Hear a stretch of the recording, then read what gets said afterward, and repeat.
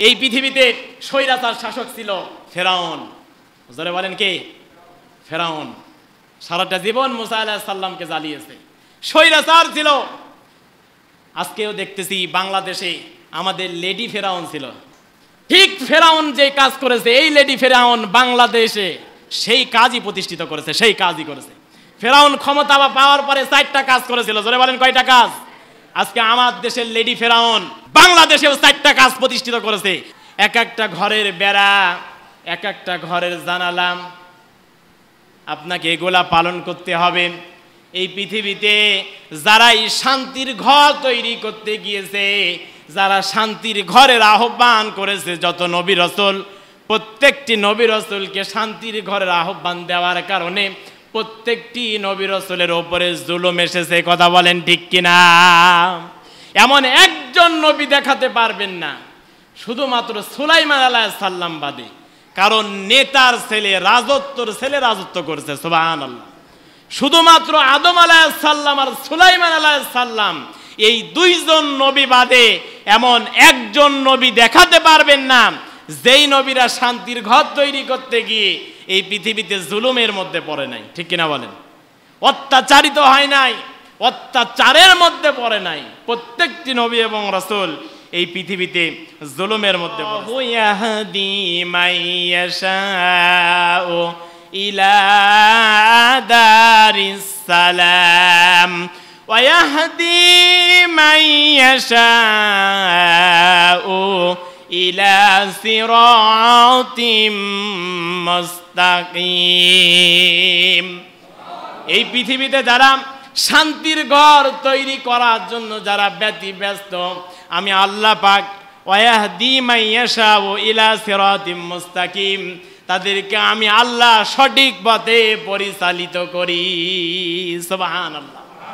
যারা শান্তির ঘরের জন্য ব্যস্ত, যারা শান্তির ঘর বানানোর জন্য ব্যস্ত, আমি আল্লাহ পাক রব্বুল আলামিন তাদেরকে সঠিক পথে পরিচালিত করি। জোরে বলি সুবহানাল্লাহ। কোনো সন্দেহ নাই, এই পৃথিবীতে শান্তির ঘর প্রতিষ্ঠা করতে হলে আল্লাহ পাক রব্বুল আলামিন কোয়ালিটি দিচ্ছেন, আল্লাযীনা ইম্মাক্কান্নাহুম ফিল আরদি আকামুস সালাতা ওয়া আতাউয যাকাতা ওয়া আমারু বিল মা'রুফি ওয়া নাহাউ আনিল মুনকার ওয়ালিল্লাহি আকিবাতুল উমুর। আল্লাহ পাক বলেন, এই পৃথিবীতে শান্তির ঘর প্রতিষ্ঠিত করতে হলে যারা জমিনে সর্বপ্রথম দায়িত্ব পাবে, যারা জমিনে শাসনভার পাবে, তারা সর্বপ্রথম এই পৃথিবীতে নামাজের বিল পাস করবে। সুবহানাল্লাহ। নামাজের মধ্যে শান্তি আছে না নাই? নামাজের মধ্যে টেনশন আছে, নামাজের মধ্যে রিজিকের অভাব আছে, কবরের চিন্তা আছে, আখেরাতের চিন্তা আছে, জাহান্নামের চিন্তা আছে? কোনো চিন্তা নাই। সুবহানাল্লাহ। আল্লাহ পাক বলেন, যারা এই পৃথিবীতে শান্তির ঘর প্রতিষ্ঠিত করতে চায় তারা সর্বপ্রথম নামাজের বিল পাস করবে। ওয়া আতাউয যাকাত, তারা যাকাতটাকে পৃথিবীর মানুষদেরকে প্রদানের কাজে ব্যস্ত হয়ে যাবে। তারা সৎ কাজের আদেশ দিবে আর অসৎ কাজের বাধা প্রদান করবে। জোরে বলি সুবহানাল্লাহ। আর এই পৃথিবীতে যারা শান্তির ঘর প্রতিষ্ঠিত করতে দেবে না, এই পৃথিবীতে যারা শান্তির ঘর বানাতে দেবে না, যারা সমাজে, রাষ্ট্রে, যারা আন্তর্জাতিক পর্যন্ত যারা সমাজে নামাজ প্রতিষ্ঠিত করতে দিতে চায় না, শান্তি প্রতিষ্ঠিত করতে দিতে চায় না, এই পৃথিবীতে ওরা হচ্ছে সব থেকে বড় জালিম। ঠিক কিনা বলেন? এই পৃথিবীতে তারা সব থেকে বড় জালিম, যারা নামাজ প্রতিষ্ঠিত করতে দেয় না, যারা এই পৃথিবীতে শান্তির ঘর প্রতিষ্ঠিত করতে দেয় না, তারা এই পৃথিবীতে সব থেকে বড় জালিম। ঘোষণা দিয়েছেন কে? আল্লাহ পাক দিয়েছেন। তারা হচ্ছে এই পৃথিবীতে সব থেকে বড় জালিম। ইন্নাল্লাহা ইয়াজলিমুন নাস। আল্লাহ পাক বলেন, যারা এই পৃথিবীতে মানুষের প্রতি জুলুম করে, যারা অন্যায় করে, অপরাধ করে, কোনো অপরাধ নাই, অত্যাচার করে, আমি আল্লাহ পাক রব্বুল আলামিন কিয়ামতের ময়দানে ওই সমস্ত মানুষদের প্রতি নিজে মামলা দায়ের করব। আল্লাহু আকবার। আপনি আসামি কার? আল্লাহর। জোরে বলেন কার? আল্লাহ নিজে আপনার নামে মামলা দায়ের করবে। যদি আমি অপরাধী হই, আমার নামে আল্লাহ পাক নিজে মামলা দায়ের করবে। সুতরাং জালিম হওয়া যাবে না, জুলুম করা যাবে না। হযরতে নূহ আলাইহিস সালাম তিনি ছিলেন একজন নবী। তিনি কি ছিলেন? জোরে বলেন।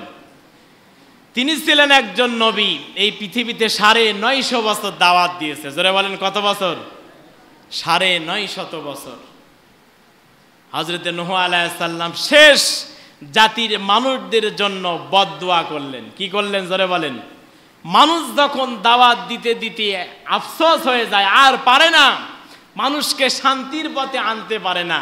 ইসলাম মানে কি? জোরে বলেন তো। শান্তি। ইসলাম মানে কি?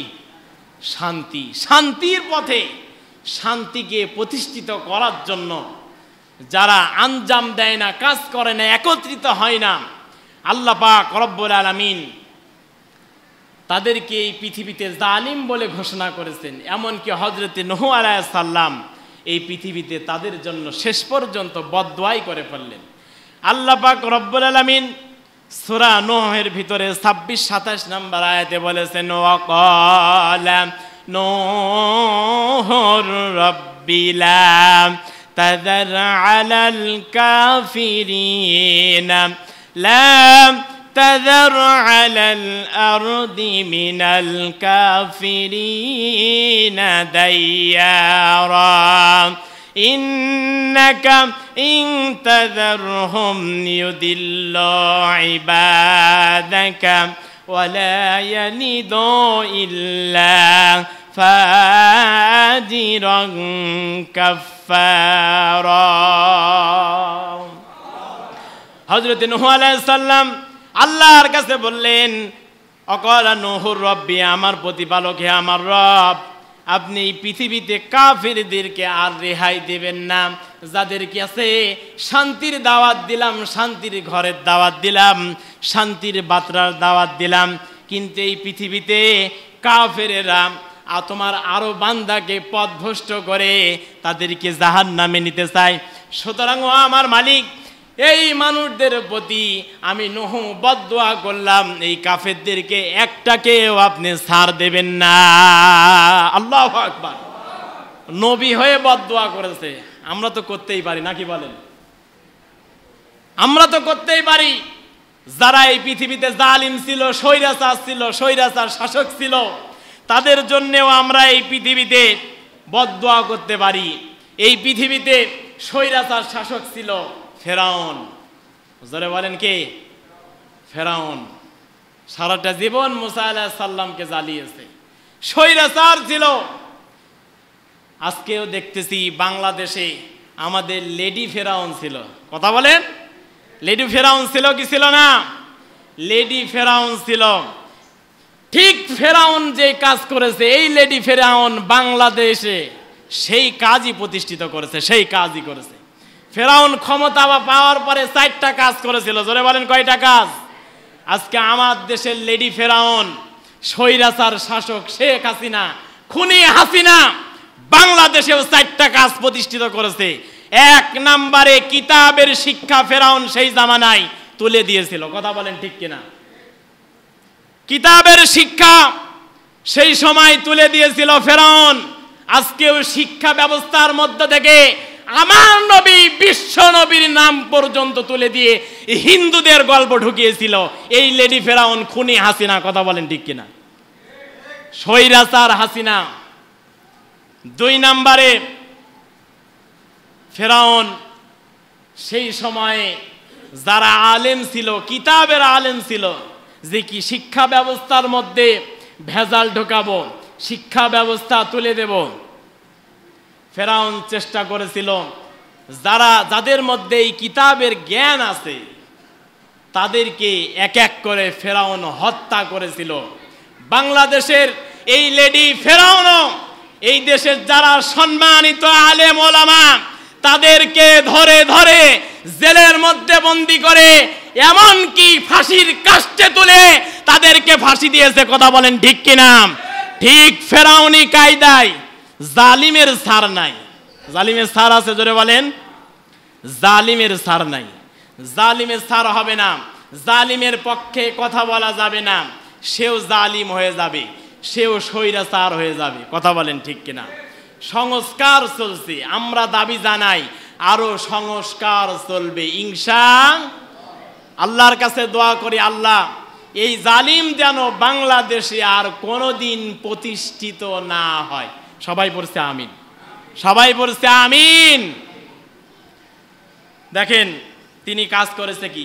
আমরা মনে করেছিলাম এই সরকারে যেদিন পা পিছলাবে সেদিন 2টা মামলা হবে। জোরে বলেন কয়টা মামলা? 2টা মামলা। 1 নম্বরে পিলখানা হত্যা, সেনাবাহিনীদেরকে মারা, কিভাবে নির্যাতন করে তাদেরকে মারছে এগুলা জাতির সামনে তুলে ধরতে হবে, তাদেরকে জানাতে হবে। বলে আমরা তো কিছুই করি নাই। সৌদি আরব 8,500 কোটি টাকা দিয়েছে বাংলাদেশে 560টা মডেল মসজিদ বানানোর জন্য। আর এতদিন বলতেছে শুধু আমিই দিয়েছি, আমিই উন্নয়ন করেছি। অথচ মিথ্যা কথা, কত বড় মিথ্যা কথা বলেছে। 8,500 কোটি টাকা দিয়েছে সৌদি আরব এই বাংলাদেশে মডেল মসজিদ বানানোর জন্য, আর বলতেছে আমি দিয়েছি উন্নয়ন উন্নয়ন। অথচ বাংলাদেশকে ফকির করে যে টাকা পাচার করেছে 67টা পদ্মা সেতু করা যায়। আলহামদুলিল্লাহ কোন? আলহামদুলিল্লাহ বললেন। 67টা পদ্মা সেতু করা যায়, 697টা মেট্রো রেল করা যায়, 390টা স্যাটেলাইট করা যায়। যে টাকা পাচার করেছে বাংলাদেশকে একবারে ফকির বানিয়েছে। আপনি কার পক্ষে ছাপাই গান? তারপরে বলেন আমি কিছুই করি নাই। কিছু করেন নাই মানে? আপনি সব করেছেন। আপনি সব থেকে বড় স্বৈরাচার, সব থেকে বড় জালিম। পবিত্র রবিউল আউয়াল মাসের শেষ দিনে, শেষ তারিখে, রবিউল আউয়াল মাসের শেষ জমায় আমরা একত্রিত হয়েছি। মাসটি আমাদের থেকে বিদায় নিয়ে চলে গেল। রহমতের মাস, আল্লাহ পাকের প্রিয় মাস, বিশ্বনবীজির জন্ম এবং ওফাতের মাস। এজন্য এই মাসে আমরা আল্লাহ পাকের ইবাদত বন্দিগি কতটুকু করতে পেরেছি, মাসটি শেষ হয়ে গেল। এবং সামনে মাস আমাদের সামনে আসবে। সেই মাসের আমাকে আপনাকে আমলের জন্য প্রতিযোগিতা করতে হবে, চেষ্টা চালাতে হবে। আল্লাহ পাক সুবহানাহু ওয়া তাআলা তিনি আমাদেরকে তৌফিক দান করুন। সকলে বলছে আমিন। প্রাসঙ্গিক কথা বাদ মূল কথার মধ্যে আমরা ঢুকে যাব। আমি আপনাদের সামনে কোরআনুল কারীমের সূরাতুল ইউনুস সূরা থেকে 25 এবং 26 নম্বর আয়াতে কারিমা তেলাওয়াত করেছি। ইউনুস হচ্ছেন একজন নবী। ইউনুসকে জোরে বলেন? আল্লাহ পাকের একজন মনোনীত নবী। ইউনুস নবীকে আল্লাহ পাক মাছের পেটে রেখেছিলেন, ঠিক কিনা বলেন? আমরা জানি। আমরা যখন বিপদে পড়ি একটি দোয়া পড়ি, যেই দোয়ার নাম আমরা দিয়েছি দোয়া ইউনুস, ঠিক কিনা বলেন? পড়ি লা ইলাহা ইল্লা আনতা সুবহানাকা ইন্নী কুনতু মিনাজ জালিমিন। এই দোয়া পড়ি কি পড়ি না? যে সমস্ত জুলুম থেকে, জালেম থেকে আল্লাহ তুমি আমাকে মুক্ত করো। ইউনুস আলাইহিস সালাম আয়না ঘরের মধ্যে ছিলেন। কোথায় ছিলেন জোরে বলেন? মাছের পেট, একদিকে পানির অন্ধকার আর একদিকে সমুদ্রের অন্ধকার। এই দোয়া করার কারণে আল্লাহ পাক তাকে সেখান থেকে বের করে দিয়েছেন। জোরে বলি সুবহানাল্লাহ। কিন্তু জালেমরা তো এখন বিপদে আছে। জালেমরা কিসে আছে? জালেমরা এই দোয়া পড়তে পারতেছে না, কারণ এখন ক্ষমতায় আছে ডক্টর ইউনুস, ঠিক কিনা বলেন? জালেমরা চিন্তা করতেছে এই লোকের নাম কেমনে পড়ি। এই লোক তো এখন বাংলাদেশের ক্ষমতায় আছে, দোয়াও পড়তে পারতেছে না জালেমেরা, কারণ দোয়া পড়লেই ইউনূসের নাম পড়া লাগবে, ঠিক কিনা বলেন? সংস্কার চলছে, আমরা চাই বাংলাদেশ সংস্কার হোক, ঠিক কিনা বলেন?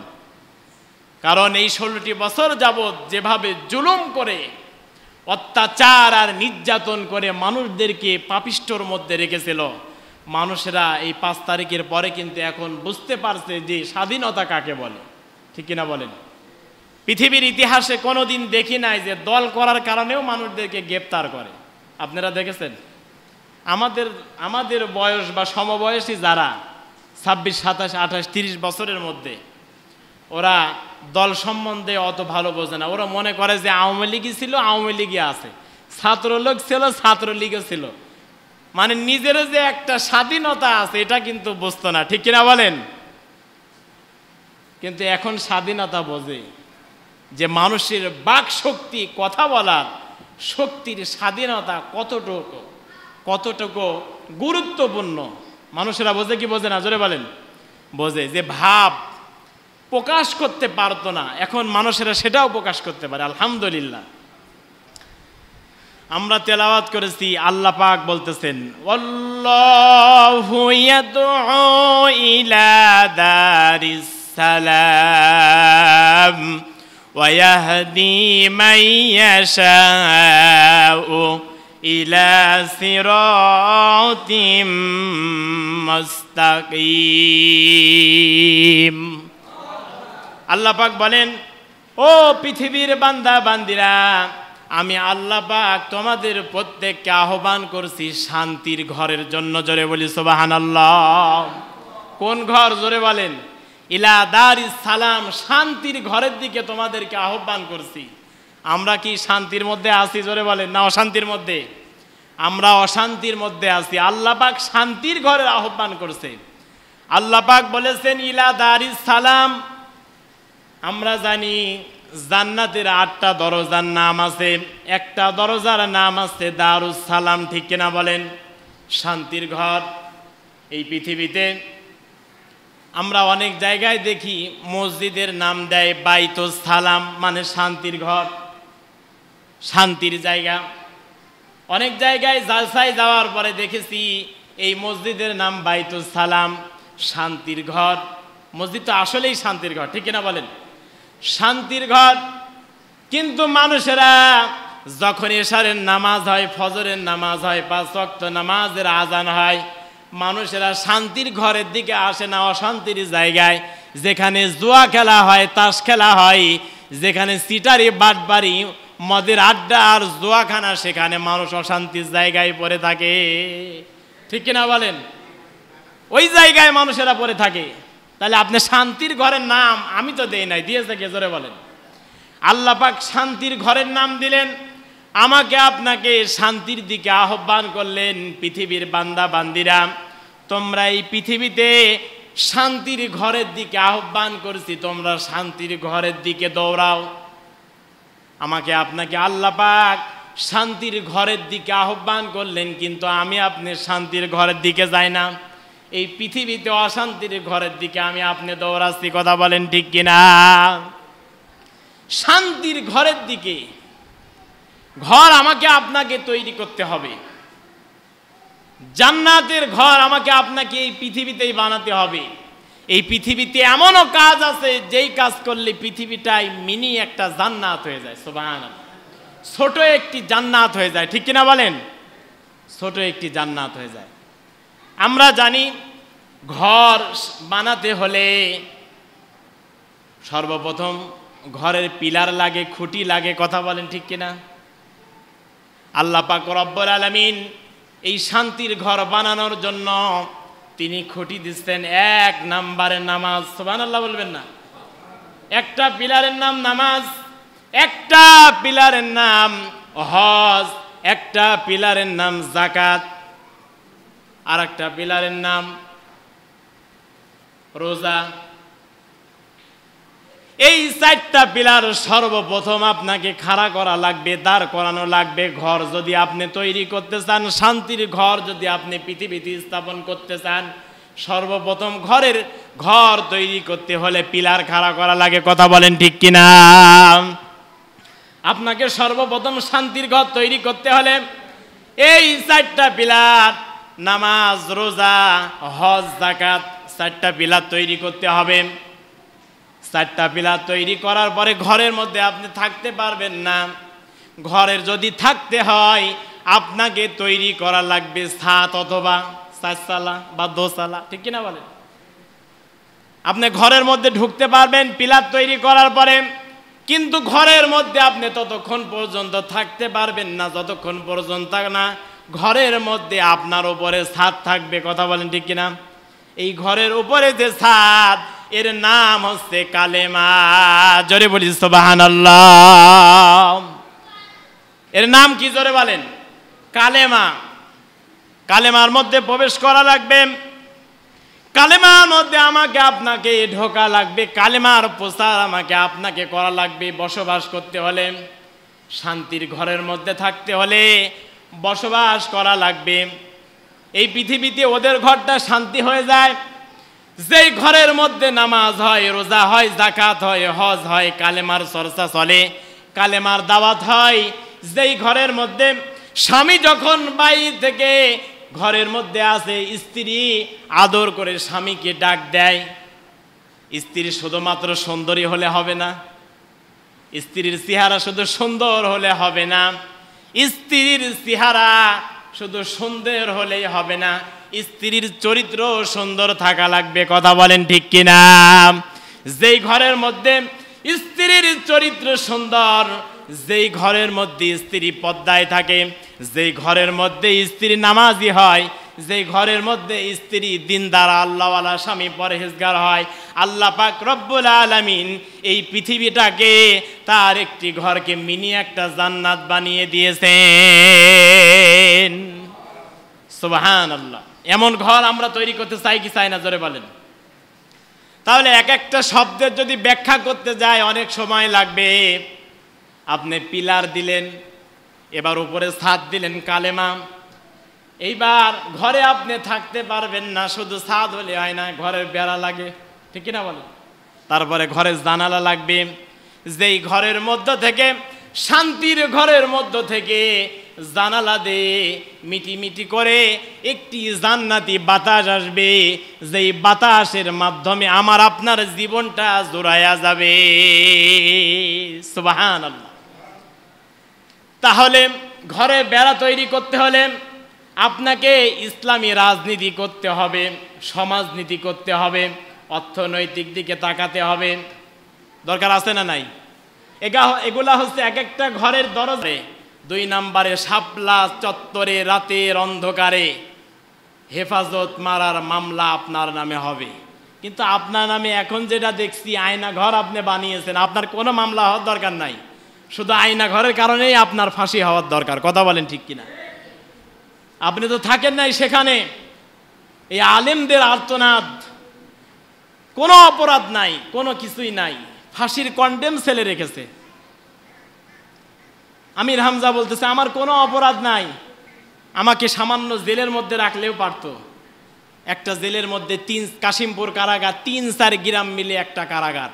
যদি শুধু আমাকে সেখানে রাখতো তাহলে বাড়ির মতোই থাকতে পারতাম, কিন্তু ফাঁসির কন্ডেম সেলের ভিতরে 24 ঘন্টা আমাকে আবদ্ধ করে রাখতো। সরকার পালানোর পরে আমার কেস ডিসমিস করে দিয়েছে, বলতেছে স্যার আমাকে ক্ষমা করে দেবেন, বলতেছে হুজুর আমাকে ক্ষমা করে দেবেন। আরে জালিম, তোর কিসের ক্ষমা? তুই জানার পরে স্বৈরাচারকে তুই সহযোগিতা করেছিস, আলেমদেরকে জেলের মধ্যে ঢুকিয়েছিস। কথা বলেন ঠিক কিনা? স্বৈরাচারের কোনো ক্ষমা নাই, জালিমের কোনো ক্ষমা নাই। আপনি আল্লাহর মামলার আসামি। জোরে বলেন, কার মামলার আসামি? আল্লাহর মামলার আসামি, ক্ষমা হবে না। আলেমদেরকে ফাঁসি দিয়েছে, আয়না ঘর বানিয়েছে। ব্যারিস্টার আরমানের স্ত্রী তো আপনাকে ক্ষমা করবে না। বাংলাদেশে সব মানুষ যদি ক্ষমা করে, ব্যারিস্টার আরমানের স্ত্রী আপনাকে ক্ষমা করবে না। আপনি তার হক নষ্ট করেছেন, অধিকার নষ্ট করেছেন। একজন যৌবনশীল নারী স্বামী না থাকার বেদনা সেই মাত্র বোঝে। কথা বলেন ঠিক কিনা? এই গোনার ভাগ কে নেবে? সবাই ক্ষমা করতে পারে, ব্যারিস্টার আরমানের স্ত্রী আপনাকে ক্ষমা করবে না। কোনো অপরাধ নাই, 8টা বছর আপনি তাকে আয়না ঘরে রেখেছেন।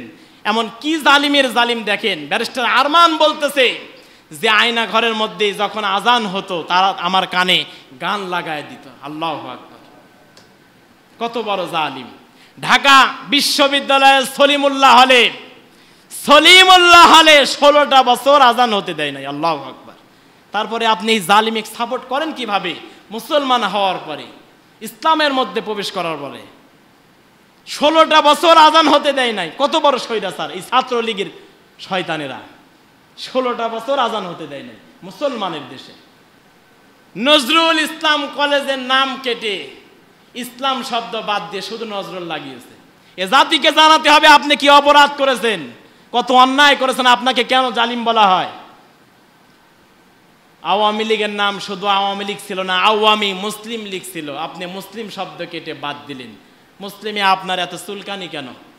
আওয়ামী মুসলিম লীগ যিনি প্রতিষ্ঠিত করেছেন তিনি একজন মাওলানা আব্দুল হামিদ খান ভাসানী। কথা বলেন ঠিক কিনা? একজন মাওলানা প্রতিষ্ঠিত,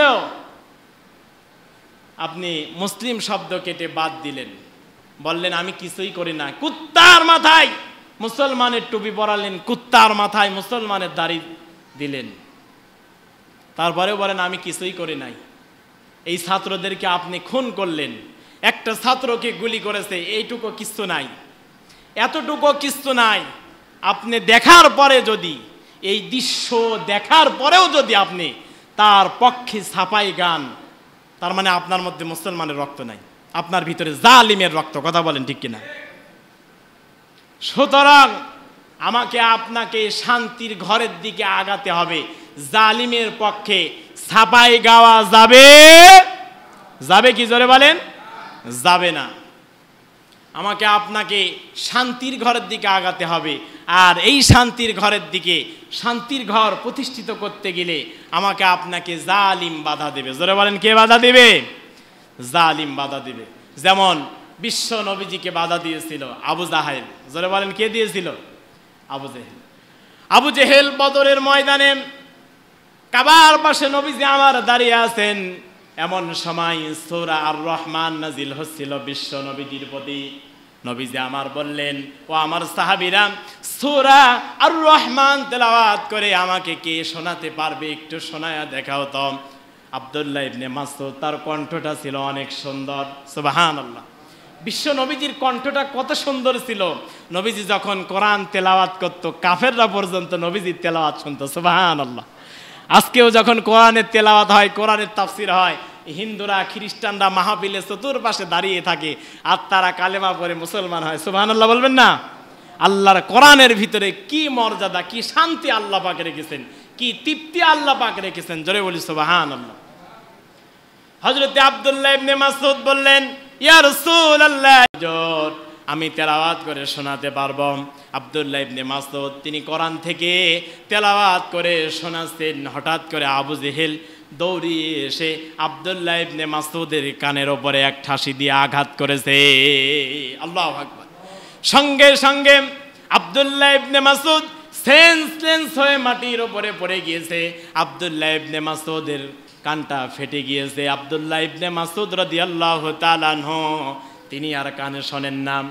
আব্দুল্লাহ ইবনে মাসউদ ওই মুহূর্তে নবীজির সামনে দাঁড়ায়া বললেন, আবু জাহেল রে, তুমি যে আমার উপরে জুলুম করলে, আমি শান্তির বাণী তেলাওয়াত করতেছিলাম, শান্তিকে প্রতিষ্ঠিত করার জন্য আল্লাহ নবীজিকে কোরআন শোনায়া খুশি করতেছিলাম, সুতরাং তুমি আমার উপরে টর্চারিং করলে, আমাকে মারলে। ওরে আব্দুল্লাহ, ওরে আবু জাহেল, এই পৃথিবীতে আল্লাহ পাক জালিমকে কখনো ছেড়ে দেন না, জালিমের কখনো ছাড় নাই। আজকে তুমি আমাকে আঘাত করলে, আজ হোক কাল হোক, ওরে আবু জেহেল, আমি আব্দুল্লাহ ইবনে মাসউদ তোমাকে আঘাত করব। সময়ের ব্যবধানে। জোরে বলেন, কিসের ব্যবধানে? আল্লাহ পাক এই জন্য সময়ের কসম কেটেছেন, ওয়াল আসরি ইন্নাল ইনসানা লাফি খুস। সময় আসবে, চিরদিন এমন থাকবে না। আল্লাহ পাক এজন্য সময়ের কসম কেটেছেন। সুবহানাল্লাহ। বদরের ময়দানে দুইজন পিস্তি মাজ এবং মুআব্বাস যখন আবু জেহেলকে আঘাত করতেছিল, আব্দুল্লাহ ইবনে মাসউদ এগিয়ে গেল, বলল কে? বলে আমি আবু জাহেল। হযরত আব্দুল্লাহ ইবনে মাসউদ লাফ দিয়ে সরে বসে আবু জাহেলের বুকের উপরে বসে বললেন, হাঁটু গেড়ে, বললেন, আবু জাহেল, এই পৃথিবীতে আমি বলেছিলাম জালিমকে কখনো ছাড় দেওয়া হয় না। তুমি যে অত্যাচার করেছো, নির্যাতন করেছো, তোমাকে আমি এখনই ক্ষমা করে দিতে পারি যদি একটা বার পড়তে পারো লা ইলাহা ইল্লাল্লাহু মুহাম্মাদুর রাসূলুল্লাহ। আবু জাহেল বলল, না, এই কালেমা আমি পড়তে পারবো না। মোহাম্মদ কবি, মোহাম্মদ গণক, তার কালেমাকে আমি পড়বো না। আব্দুল্লাহ ইবনে মাসউদ বলল, আবু জাহেল, তোকে এখনই মারবো না, তোর জান এখনো বের হয় নাই, তোকে সুযোগ দিলাম, আমি একটু নবীজির কাছ থেকে অনুমতি নিয়ে আসি। আব্দুল্লাহ ইবনে মাসউদ তিনি মদিনার পথে হাঁটা শুরু করলেন। যাওয়ার পরে দেখেন নবীজি আমার মসজিদের মধ্যে বসে দুই হাত তুলে মোনাজাত করছে। জোরে বলি সুবহানাল্লাহ। আব্দুল্লাহ ইবনে মাসউদ নবীজিকে ডাকলেন না, মোনাজাত থেকে নবীজিকে বিরত করলেন না। আব্দুল্লাহ ইবনে মাসউদ আবারও ফিরে আসলেন, বলেন, আবু জাহেল, তোকে আবারও সুযোগ দিলাম, পড় কালেমা। বলে, না, পড়ব না। মোহাম্মদ নির্বংশ, মোহাম্মদ গণক, মোহাম্মদকে আমি এখনো যদি তাকে পাই তাকে আমি হত্যা করে ফেলব, নাউযুবিল্লাহ। এই কথা বলল আবু জাহেল। আব্দুল্লাহ ইবনে মাসউদ বলে, আবু জাহেল, তোকে আর ক্ষমা করা যায় না, তোকে সুযোগ দিয়েছিলাম, তুই সুযোগকে গ্রহণ করলি না, এই মুহূর্তেই আমি তোকে হত্যা করব। সঙ্গে সঙ্গে আব্দুল্লাহ ইবনে মাসউদ রাদিয়াল্লাহু তাআলা আনহু একটা লোহা নিয়ে আসে আবু জেহেলের কানের মধ্যে ঢুকিয়ে দিল। আল্লাহু আকবার। আব্দুল্লাহ ইবনে মাসউদ মনে করলেন, আবু জেহেলের মাথা কেটে যদি আমি বিশ্ব নবীজির কদম মোবারকে হাজির করতে পারি, তাহলে নবীজি খুশি হয়ে আমার জন্য দোয়া করবেন। সুবহানাল্লাহ। আবু জেহেলের মাথা কেটে আব্দুল্লাহ ইবনে মাসউদ নবীজির কদম মোবারকে হাজির করে দিলেন। নবীজি খুশি হয়ে আব্দুল্লাহ ইবনে মাসউদের জন্য দোয়া করলেন। জোরে বলি সুবহানাল্লাহ। এই পৃথিবীতে আব্দুল্লাহ ইবনে মাসউদ মাত্র 10 থেকে 11 বছর বয়সে ইসলামকে কবুল করেছে। একজন কাফের থাকার পরেও শান্তির ছায়াতলে এসেছে। কথা বলেন ঠিক কিনা? শান্তি আসবে তখন রাসূলুল্লাহ মক্কা নগরীতে থাকার পরে 17 বছর বয়সে হিলফুল ফুজুল নামে একটা সংগঠন তৈরি করেছিল। জোরে বলেন, নাম কি বলেন? হিলফুল ফুজুল, যার নাম শান্তি সংগ্রহ। রাসূলুল্লাহ এর মাধ্যমে মানুষদেরকে ইসলামের দাওয়াত দিত, শান্তির পথে তাদেরকে আনত। সুবহানাল্লাহ। আজও আমাদের দেশে আসুন, ইসলামী দল আসে, ইসলামী নিয়ম আছে, ইসলামকে প্রতিষ্ঠিত করতে চায়, কোরআনকে উপরে তুলতে চায়, তাদের সঙ্গে আসুন আমরা সবাই সংঘবদ্ধ হই, হয়ে আমরা একত্রিত হয়ে আল্লাহর জমিনে শান্তি প্রতিষ্ঠিত করি। সকলে বলেছে আমিন। শান্তি কাকে বলেন দেখেন, জাপান, আমার এক বন্ধু থাকে জাপানে, জাফর নাম, আমাকে ফোন দিয়েছে, বলছে, বন্ধু, ইসলাম এদেশে নাই, জাপানে ইসলাম নাই, কিন্তু ইসলামী নিয়ম তারা মানে। সুবহানাল্লাহ বলবেন না? বাংলাদেশে অনেক প্রাকৃতিক সম্পদ আছে, কিন্তু জাপানে কোনো প্রাকৃতিক সম্পদ নাই, তারপরেও এরা শুধুমাত্র ন্যায়ের কারণে, নীতির কারণে টিকে আছে। সুবহানাল্লাহ। বলতেছে, বন্ধু, আমি একটা 5 টাকা পরে পেয়েছি, আমি রেল স্টেশনের এক দোকানে কর্মচারী, 5 টাকা পরে পেয়েছি। এই টাকাটা পরে পাওয়ার পরে একটা দান বক্স পেয়েছি, এই দান বক্সের মধ্যে ঢোকা, দূর থেকে এক লোক দেখে দৌড়িয়ে চলে আসলো আমার কাছে। বলতেছে, ভাই, এই টাকা যে আপনি দান করলেন, এই টাকা কি আপনার? বলে, না। কোথায় পেয়েছেন? পরে পেয়েছি। কোন জায়গায়? অমুক জায়গায়। বলতেছে, সঙ্গে সঙ্গে ওই দান বক্স তিনি খুললেন, লোকজনকে ডেকে এনে দান বক্স খুললেন। দান বক্স খোলার পরে এই 5 টাকার একটা কয়েন ওই দেশের বের করলেন। বের করার পরে চিরকুট লিখলেন যে এই টাকাটা অমুক জায়গায়, অমুক সময়, অমুক টাইমে পরে পাওয়া হয়েছে। তথ্য প্রমাণ দিয়ে যদি যুক্তি প্রমাণে মিলে যায়, এই টাকাটা থানায় থাকবে, সেখান থেকে নিয়ে যাবেন। সুবহানাল্লাহ। কি শান্তি! বলছে, বন্ধু, আমার মানি ব্যাগ একদিন হারিয়ে গেছে, আধা ঘন্টার মধ্যে থানায় গিয়েছি, মানি ব্যাগ পেয়েছি। কি শান্তি! আর আমার দেশে চোর, বাটপার, লুচ্চা, বদমাশ দিয়ে ভরা। কথা বলেন ঠিক কিনা? এই মানুষগুলা যদি পরিবর্তন হয়ে যায়, এ দেশে এমনিই শান্তিতে পরিবর্তন হয়ে যাবে। কথা বলেন ঠিক কিনা? এমনিই শান্তি হয়ে যাবে। চোর, ডাকাত, বদমাশ, লুচ্চা কোনো কিছু আর এ দেশে থাকবে না। কথা বলেন ঠিক কিনা? ওরা কিন্তু ইসলামী আইন নাই, শুধু ইসলামকে ফলো করে, ইসলামের নিয়মটা মানে, এজন্যই তাদের এত শান্তি। সুবহানাল্লাহ। আমরা চাই আমাদের দেশে এমন শান্তি প্রতিষ্ঠিত হোক। কথা বলেন ঠিক কিনা? আল্লাহ পাক আমাদেরকে তৌফিক দান করুন, সকলে বলছে আমিন। আল্লাহ পাক ওই শান্তির জন্য, শান্তির ঘরের জন্য, শান্তির ঘর প্রতিষ্ঠিত করার জন্য ইলা দারিস সালাম আল্লাহ পাক জান্নাতের একটি দরজার নাম দিয়েছে দারুস সালাম। আল্লাহ পাক ওই দারুস সালাম শান্তির ঘরের মধ্যে আমাদেরকে যেন কবুল করেন, সকলে বলছে আমিন।